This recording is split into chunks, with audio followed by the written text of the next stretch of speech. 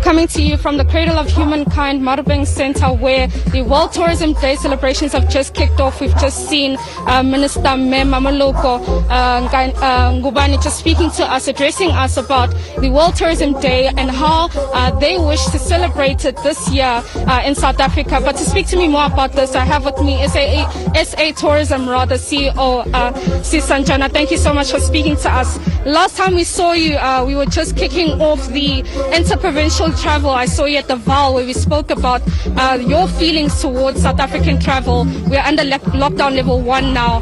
Where do you stand currently, seeing how South Africans are behaving with regard to travel?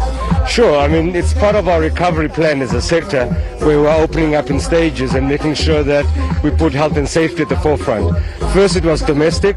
Now essentially we're moving towards international borders opening on the 1st of October. So today is World Tourism Day, and it's all about celebrating the sector itself and making sure that actually that we can launch it into the foreseeable future, to make sure that we also capture the summer season that is coming through.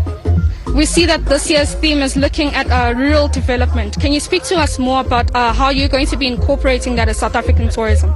Absolutely. Inclusivity lies at the heart of actually how we are recovering. It's about making sure that people travel to all parts of South Africa, including rural South, township as an example, cultural and everything else there. So we are deliberately trying to shine the spotlight on the non-urban side, where social distancing comes natural because it's open spaces, right? And again, the theme here is about rural tourism, and that's the key thing that we'll be driving going forward, to really showcase those hidden gems that you all know that exist.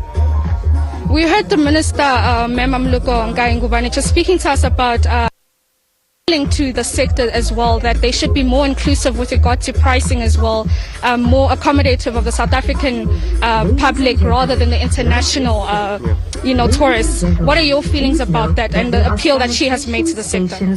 Absolutely. We want to build a very solid domestic tourism foundation overlaid by international one, and this recovery actually gives us opportunity to actually restack that. So it's all about saying is that for the foreseeable future we still need to focus on domestic tourism. Yes, borders are opening up on 1st of October, but we're not expecting a flurry of people to come through.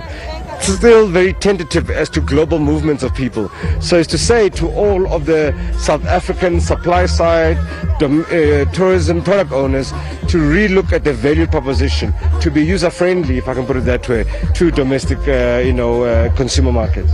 What have you observed so far? Are people booking out all these places? Are South Africans traveling, are feeling that it's safe now to travel again? It's been absolutely overwhelming. Preliminary reports are right across all the 9 provinces. This long weekend has really given us a nice kickstart. It is fully booked in many areas as well. And I think it just goes with people expressing their freedom, really coming to go out. The beaches are very popular. The bush is very popular as well.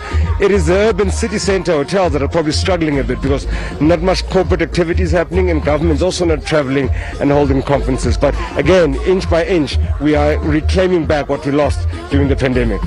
Thank you so much for speaking to us. That is the CEO of SA Tourism, Zinhle Nyoka, just telling us about SA Tourism plans that they have to incorporate the rural development theme of World Tourism Day, to have more South Africans exploring and seeing these hidden gems that they would not explore before. But that is it from here. Back to you in studio.